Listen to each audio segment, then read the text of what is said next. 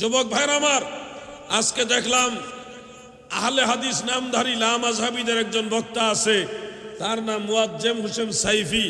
সে কোনো এক মসজিদে গিয়ে দেখছে মেহরাবের উপরে শুধুমাত্র লা ইলাহা ইল্লাল্লাহ লেখা, যার কারণে সে লাইভে এসে দেশবাসীকে জানাইতেছে এইভাবে শুধুমাত্র লা ইলাহা ইল্লাল্লাহ লিখবেন। আসসালামু আলাইকুম ওয়া রাহমাতুল্লাহি ওয়া বারাকাতুহু। আমি এসেছিলাম তেতুলিয়া কেন্দ্রীয় জামে মসজিদের উদ্যোগে একটা মাহফিল, কিন্তু আমার সবথেকে বেশি ভালো লেগেছে আমি মসজিদের মধ্যে এসে যে জিনিসটা দেখছি, লা ইলাহা ইল্লাল্লাহ। প্রত্যেকটা মসজিদে এটাকে মডেল হিসেবে ফলো করতে পারেন আপনারা। আমরা অনেক মসজিদে এক পাশে আল্লাহ এক পাশে মুহাম্মদ লেখা দেখি। মনে রাখতে হবে আল্লাহ হলেন খালেক আর মুহাম্মদ হলো মাখলুক। আমরা যেন কখনো খালেকের সাথে মাখলুককে একত্রিত না করে ফেলি। যেমন আল্লাহ বলছেন ওয়ালাম ইয়াকুল লাহু কুফুয়ান আহাদ, আল্লাহুস সামাদ। আল্লাহর সমকক্ষ কোনো কিছুই না। এই জন্য তৌহিদকে সমুন্নত করতে গেলে এই ধরনের মডেল ফলো করবেন। আপনারা শিরক বিদআত থেকে দূরে থাকবেন। এই ধরনের যদি লা ইলাহা ইল্লাল্লাহ লেখা থাকে, আপনি অনেকগুলো কাজ করলেন। রাসূল বলেছেন মান মাতা লা ইলাহা ইল্লাল্লাহ দাখালাল জান্নাহ, মান ক্বালা লা ইলাহা ইল্লাল্লাহ দাখালাল জান্নাহ, লা ইলাহা ইল্লাল্লাহ মিফতাহুল জান্নাহ। এখানে শিরক বিদআতের কোনো আশ্রয় থাকে না। এই জন্য হানাফি হোক বা আহলে হাদিস হোক, সকল মসজিদগুলা এইভাবে আপনারা তৌহিদ এবং শিরক বিদআত থেকে দূরে থাকবেন, তৌহিদ এবং সুন্নাহকে আঁকড়ে ধরবেন। আল্লাহ তাআলা আমাদেরকে এই মসজিদের যারা কমিটি রয়েছেন সবাইকে সুন্দর ভালোভাবে পরিচালনা করার তৌফিক দান করুন, এবং মসজিদের যারা কমিটি রয়েছে অত্যন্ত চমৎকার, তাদের কথাবার্তা আমার অত্যন্ত ভালো লেগেছে। আজ এই পর্যন্ত। আসসালামু আলাইকুম ওয়া রাহমাতুল্লাহি ওয়া বারাকাতুহু। এতে করে আপনারা তৌহিদ বুঝবেন ভালো। আচ্ছা, আপনারা বলেন কালেমা কি শুধুমাত্র লা ইলাহা ইল্লাল্লাহ না মুহাম্মদুর রাসূলুল্লাহ আছে? নবীজির নাম আছে না নাই? কাবা ঘরে, একেবারে কাবা ঘরে বাইতুল্লাহ শরীফের মধ্যে কালেমা শরীফ লা ইলাহা ইল্লাল্লাহ মুহাম্মাদুর রাসূলুল্লাহ লেখা আছে। মদিনার মসজিদে নববী শরীফে, মদিনা শরীফে পর্যন্ত বহু জায়গায়, মসজিদে নববীর বহু জায়গায় লা ইলাহা ইল্লাল্লাহ মুহাম্মাদুর রাসূলুল্লাহ সাল্লাল্লাহু আলাইহি ওয়াসাল্লাম লেখা আছে। তাহলে বলেন মক্কা মদিনার মুসলমানরা কি তাহলে তৌহিদ বুঝে নাই? তৌহিদ বুঝে নাই তারা? অবশ্যই বুঝছে। কাবা ঘরের গিলাফ, কালো রঙের কাবা ঘরের গিলাফ, সেখানে তাকিয়ে দেখবেন এখানে লেখা আছে লা ইলাহা ইল্লাল্লাহ মুহাম্মাদুর রাসূলুল্লাহ। আপনারা গুগলে সার্চ দিলেও দেখতে পারবেন কাবা ঘরে গিলাফে কালেমা শরীফ সম্পূর্ণ লেখা। তাহলে কি কাবা ঘরের ভিতরে মনে হয় শিরিক হয়ে গেছে নাকি? নাউজুবিল্লাহ। এই জন্য বলছি ভাই আমার, তৌহিদ আর রিসালাত দুইটা মিলে হয় ঈমান। ওই যে আল্লাহ তাআলা বলছে মিনান নাসি মান ইয়াকুলু আমান্না বিল্লাহি ওয়া বিল ইয়াউমিল আখির। আল্লাহর তৌহিদ মানে, আখিরাত মানে, কিন্তু রিসালাতের স্বীকৃতি না দেওয়ার কারণে আল্লাহ তাআলা বলে দিয়েছেন ওয়ামা হুম বিমুমিনিন, তারা ঈমানদার হতে পারে নাই। সুবহানাল্লাহ বলে। মানে নবী না মানলে ঈমানদার হওয়া যাবে না। মাইয়াতির রাসূলা ফাকাদ আতা আল্লাহ, যারা রাসূলের আনুগত্য করে তারাই যেন আল্লাহর আনুগত্য করে। এই জন্য কেউ এসে যদি হঠাৎ করে বলে মসজিদের ভিতরে নবীর নাম কেটে দাও, মুহাম্মদুর রাসূলুল্লাহ কেটে দাও, কেটে দিবেন নাকি? বরং তাকে এলাকা থেকে বিতাড়িত করতে হবে। যেই লোক আমার নবীর নাম পছন্দ করে না সে মুসলমান কিনা সন্দেহ আছে, ঠিক কিনা বলেন? ও আনোয়ারার নবীর প্রেমিকারা মন দিয়ে শুনো,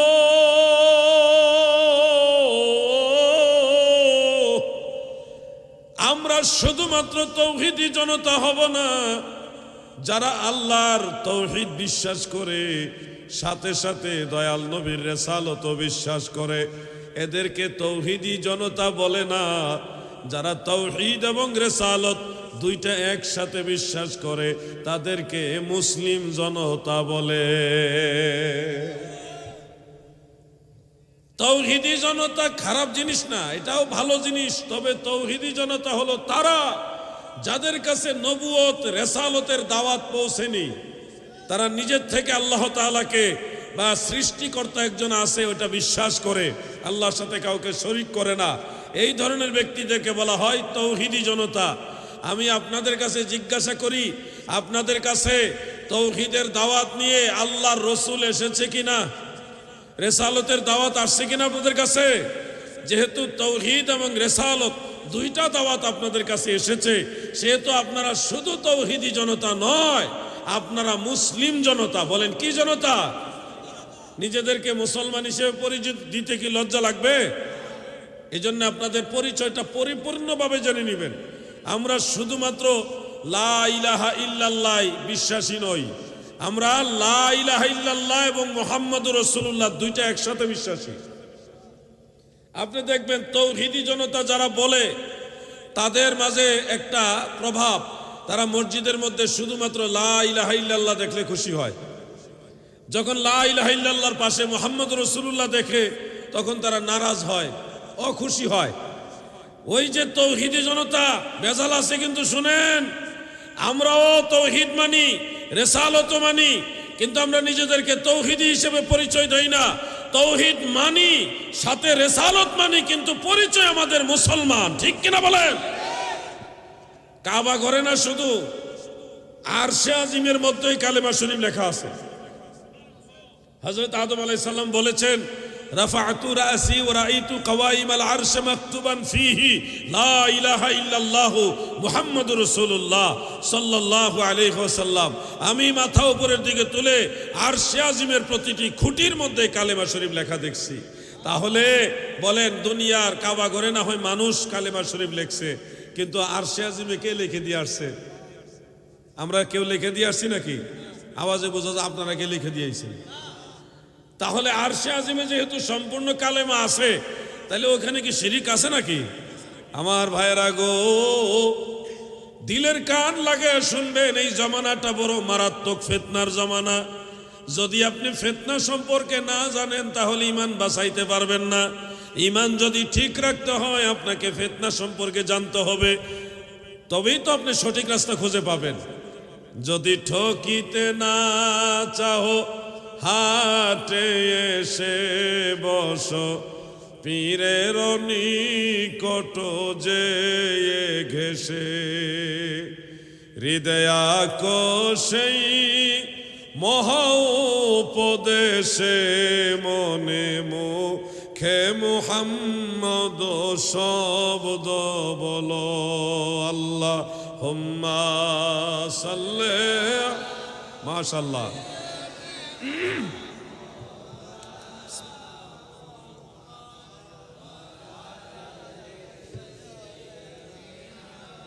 মৌলানা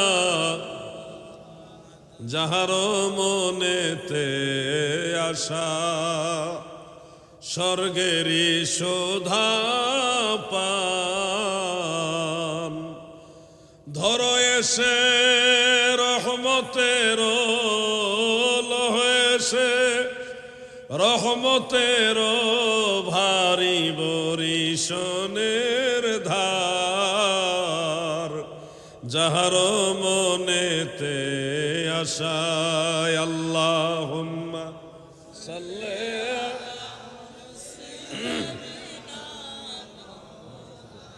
মামা সাড়া খান নাইলে ঘুমো ধরে যাব।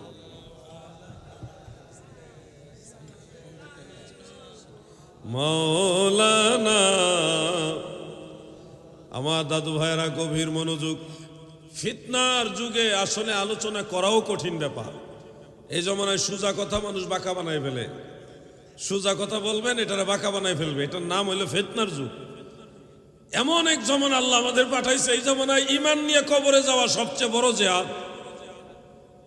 জিহাদ আপনি কাফের মুশরিকের সাথে করবেন, এর চেয়ে বড় জিহাদ হলো ঈমান বাঁচানো। এই সময়ে সাহাবায়ে কেরাম যখন তাবুকের যুদ্ধ থেকে চলে আসেন, দয়াল নবী রাসূল পাক সাল্লাল্লাহু আলাইহি সাল্লাম সাহাবীদেরকে বললেন, রাজা'না মিন জিহাদিল আসগারি ইলা জিহাদিল আকবার। আমরা ছোট জিহাদ থেকে বড় জিহাদের দিকে যাইতেছি। মানে যুদ্ধ করে রাজত্ব এলাকা দখল করলাম, এখন এই এলাকা রক্ষা করা, এই ঈমানের বাতাসে মানুষদেরকে প্রভাবিত করা, প্রবাহিত করা, এই জিনিসগুলো এখন বড় জিহাদ। আমরা যখন ঈমান নিয়ে বেঁচে থাকবো, এটা হলো আমাদের জন্য কঠিন জিহাদ। দাদু আমার, ওয়াজ নসিহত যারা শুনেন, আপনারা যদি সিরিয়াসলি কথাগুলি না নেন তাহলে আপনাদের কিন্তু কঠিন বিপদ আছে। আমরা চলে যাব, কালকে আরেকজন বাতিলের সাথে দেখা হবে, এমন এক পিন মেরে দিব, ওই কথা না স্বীকার করে আপনার ঈমান হারা হয়ে যাবে। যেমন আমি মাঝে মধ্যে বলি, কুষ্টিয়া ইসলামী বিশ্ববিদ্যালয়ের পাশে একটা গ্রাম আছে, এটার নাম হলো শান্তিডাঙ্গা। এই গ্রামের পুরা গ্রামের সব মুসলমান খ্রিস্টান হয়ে গেছে। সারা জীবন শুনলাম হিন্দুরা মুসলমান হয়েছে, বৌদ্ধরা মুসলমান হয়েছে, অন্য ধর্মের মানুষ মুসলমান হয়েছে, আর ইদানিং শুনতেছি মুসলমান গ্রাম চুক্তি খ্রিস্টান হয়ে গেছে। তাও কেমন জায়গায়? কুষ্টিয়া ইসলামী বিশ্ববিদ্যালয়ের সাথে শান্তিডাঙ্গা গ্রাম। আমাদের দেশের কয়েকজন বড় বড় আলেম সেই গ্রামে গিয়ে জিজ্ঞাসা করলো যে আপনারা কেন আল্লাহর একমাত্র মনোনীত ধর্ম ইসলাম ধর্ম ছেড়ে, শান্তির ধর্ম ছেড়ে কেন খ্রিস্টান হইলেন? তারা কেন খ্রিস্টান হয়েছে ব্যাখ্যা দিয়েছে। আমি কি শোনাবো? তারা বলল, হুজুর শেখ আপনারা তো ওয়াজ করেন, ইসলাম ধর্মের যারা পীর ফকির, পীর মাশায়েখ আউলিয়া, তারাই হাসরের ময়দানে জান্নাতে যাবে কিনা গ্যারান্টি নাই। নবী রাসূলরা ইয়া নফসি করবে, আপনারা এই ওয়াজ করেন না। শায়েকরা তখন চুপ হয়ে গেছে, কারণ এই ওয়াজ তো ওয়াহাবি শায়েকরা করে। ওয়াহাবিরা কিন্তু এগুলি বলে পীরদের লাভ নাই, কোনো মুর্শিদ লাগবে না, কোনো দরবারে যাওয়া লাগবে না, কোনো মাজারে যাওয়া লাগবে না, মাজার পূজারি পীর পূজারি এই ধরনের ট্যাগ লাগাই দিবে আপনাদেরকে। ওলিয়া উলিয়া দরবারে যাইতে দেবে না। যদি পীর মুর্শিদের দরবারে যান, ওলিয়া উলিয়ার কাছে যান, আপনাকে বলবে আপনি মাজার পূজারি। কি বলবে? মাজার পূজারি ট্যাগ লাগাই দিবে আপনাকে। আর বলবে তাদের কাছে যায় কোনো লাভ নাই, তারা নিজেরা জান্নাতে যাবে কিনা গ্যারান্টি নাই। এই ওয়াজগুলি ওয়াহাবিরা করে কি করে না বলেন? যুবক ভাইরা কথা বলেন, বলে কিনা? এই ওয়াজ তারা শুনছে। ওই শান্তিডাঙ্গা গ্রামের মুসলমান যারা ছিল তারা শুনে বলতেছে, ও শায়েখ আপনারা তো এখন জিজ্ঞাসা করতে আসছেন, আপনাদের ধর্মে থাকলে আমরা কোনোদিন জান্নাতে যেতে পারবো না, কারণ আপনাদের ধর্মের যারা বড় বড় বুজুর্গ ওলিয়া উলিয়া তারাই জান্নাতে যাইতে পারবে কিনা গ্যারান্টি নাই। আমরা সাধারণ মানুষ 2 রাকাত নামাজ পড়লে কতগুলি ভুল হয়ে যায়। আমরা তো এত দিন ধর্ম বুঝি না, এত কিছু বুঝি না, তাহলে আমরা তো জান্নাতে যাওয়ার আশাই নাই। বড় মুফাসসির ছিল, তিনি গত হয়ে গেছে, তিনি একটা জোর গলায় বক্তব্য দিয়েছিলেন, শাহজালাল শাহপরান্ত তর্কে নাথ স্বয়ং রাসূল করিম সাল্লাল্লাহু আলাইহি ওয়াসাল্লামের কন্যা ফাতেমাও জান্নাতে যেতে পারবে না নবীর পরিচয় দিয়া। নাউজুবিল্লাহ। নবীজি বলতেছে, ফাতেমা, ও হাসান, হে হুসাইন, হে আলী, আমি তোমাদেরকে জান্নাতে নিতে পারবো না যদি তোমরা ঠিকমতো আমল না করো। এই ধরনের একটা বক্তব্য মরহুম মুফাসসির সাহেব তিনি বলে গেছিলেন। আল্লাহ তাআলা তার ফয়সালা করবে। এই বক্তব্যের ধারাবাহিকতায় ওই গ্রুপের যত আলেম তারাও কিন্তু ওলিয়া উলিয়াদেরকে এভাবে নেগলিজেন্সি করে বক্তব্য দেয়, অবহেলা করে অবজ্ঞা করে বক্তব্য দেয়। এই বক্তব্যের ফলাফল হলো মুসলমান আজকে খ্রিস্টান হয়ে যাইতেছে। তারা বলে মুসলমান ইসলাম ধর্মের বড় বড় বুজুর্গ পীর আউলিয়া তারাই জান্নাতে যাবে, গ্যারান্টি নাই। তাহলে আমরা তো জান্নাতে যাইতে পারবোই না, তো এই ধর্ম থেকে লাভ নাই। মুসলমান খ্রিস্টান হয়ে যাইতেছে। ফিতনা সম্পর্কে আপনাদের জানতে হবে। আনোয়ারার যুবক ভাইয়ের আমার, আপনারা কি মনে করেন আল্লাহর ওলিরা জান্নাতে যেতে পারবে তো? আপনাদের কি সন্দেহ আছে নাকি? আল্লাহর ওলিদের নিয়ে চিন্তা করেন পরে, আগে নিজেদের কথা বলেন শুনেন। আপনারা যদি সামান্য হইলেও চেষ্টা করেন, আপনারা সবাই জান্নাতে যেতে পারবেন। অনেক কঠিন না, সামান্য চেষ্টা করলে আপনারা সবাই জান্নাতে যেতে পারবেন। আল্লাহ তাআলা আপনাদেরকে জান্নাতের সুসংবাদ দিয়েছে। আপনাদেরকে, এই যে আমার ওয়াজ যারা শুনতেছেন এই মুহূর্তে আপনাদের কথা বলতেছি, আপনারা সবাই জান্নাতে যেতে পারবেন সামান্য একটু চেষ্টা করলে। আল্লাহ তাআলা বলছে, ওয়াবাশশিরিল মুমিনিন বিআন্না লাহুম মিনাল্লাহি ফাদলান কাবীরা। নবী গো,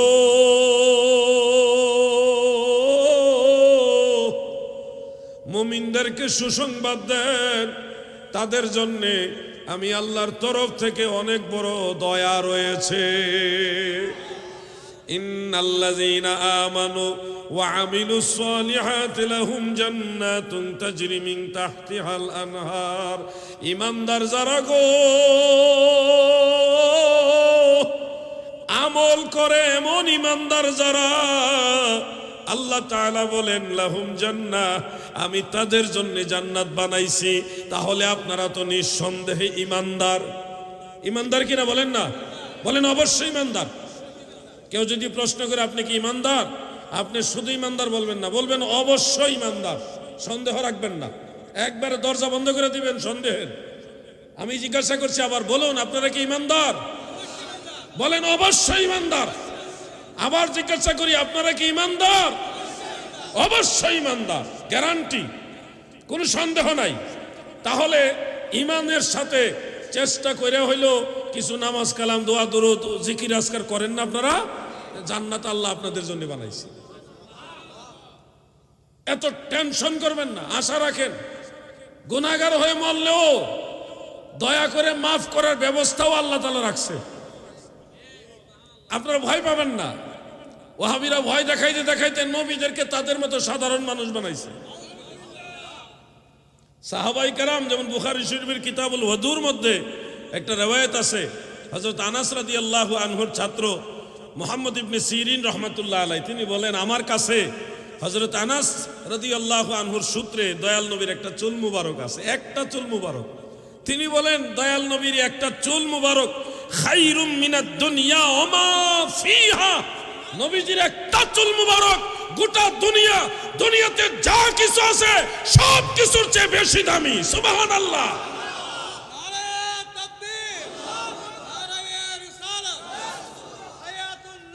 জিন্দাবাদ। আমার ভাই সাহাবাই কারাম তাবিঈগণ নবীজির একটা চুল মুবারককে গোটা দুনিয়ার সাথে তুলনা দিতেন না, এর চেয়ে বড় মনে করতেন।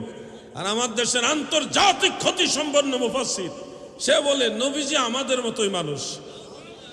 আর একটা বেয়াদব সে আজকে বলতেছে আবু জাহেলের যেমন দুইটা হাত আছে নবীরও দুইটা হাত আছিল, আবু জাহেলের যেমন দুইটা চোখ আছিল আমার নবীরও দুইটা চোখ আছিল, আবু জাহেলেরও নাক আছিল নবীজিরও নাক আছে, আবু জাহেলেরও মুখ আছিল একটা, নবীরও একটা মুখ আছিল। অতএব নবী আবু জাহেল আর আবু জাহেল যেরকম মানুষ নবীও ওরকম মানুষ। নাউজুবিল্লাহ বলে। এগুলো ঈমান আছে, বেঈমান হয়ে গেছে।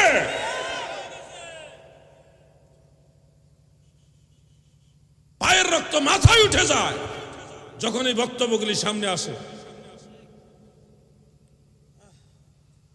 প্রতিবাদ না করে কি করব? আমাদের অনেকে বলেন হুজুর আস্তে আস্তে বললেন ভালো লাগে। আরে আস্তে আস্তে কথা বলে তারা, সব সময় আস্তে আস্তে কথা বলে তারা যাদের ধান্দা আছে। আমাদের ধান্দা নাই। আমাদের যখন নবীজির বিরুদ্ধে, নবীজির শানের বিরুদ্ধে কেউ কথা বলে তখন আস্তে আস্তে কথা বললে আর হবে না। যুদ্ধের ময়দানে গিয়ে তরবারি খাপের মেঝে ঢুকাই থইয়া যুদ্ধ হবে? আমার দাদু গো, ফিতনার যুগে আপনাদেরকে আর কি বুঝাবো? এই ফিতনা থেকে বাঁচার রাস্তা কি করলে এই ভয়ানক ফিতনা থেকে বাঁচতে পারবেন? এই জন্য আপনাদেরকে ছন্দে ছন্দে একটা কথা আপনাদের শোনাতে চাই। যদি ঠকিতে না চাহো হাটে এসে বসো, পীরের নিকট যে ঘেসে, হৃদয়াকোষেই মহা উপদেশে মনে মুখে মুহাম্মদ শব্দ বলো। আল্লাহুম্মা সাল্লি মারহাবা।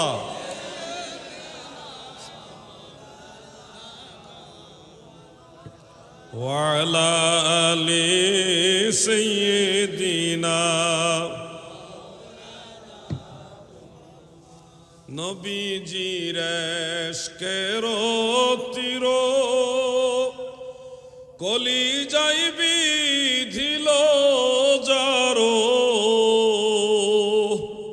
ছেড়ে দিছে বাড়ি ঘর, সার কইরাছে রুদন। আল্লাহুম্মা সাল্লি মারহাবা মুহাম্মদ ওয়া আলা আলি মাওলানা। আমার দাদু ভাইরা, কুরআনুল কারীমের ছোট্ট একটা আয়াতে কারিমা রয়েছে। আল্লাহ তাআলা বলেন ওয়াত্তাবি সাবিলা মান আনাবা ইলাইয়া। দুনিয়ার বান্দা বান্দিরা রে,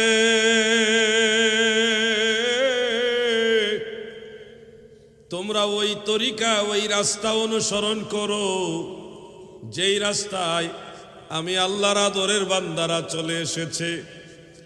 আল্লাহর আদরের বান্দা সলফে সালেহিন যেই পথে চলেছে, আপনাকে আল্লাহ আদেশ দিচ্ছেন ওই পথেই চলেন।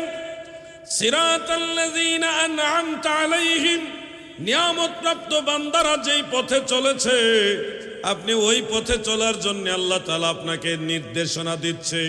অতএব যদি ফিতনা থেকে বাঁচতে চান, এই কঠিন ভয়ানক ফিতনার থেকে যদি নিজেকে হেফাজত করতে চান, রাস্তা আছে শুধু একটাই, সেটা হলো আল্লাহর ওলিদের পথ অনুসরণ করা।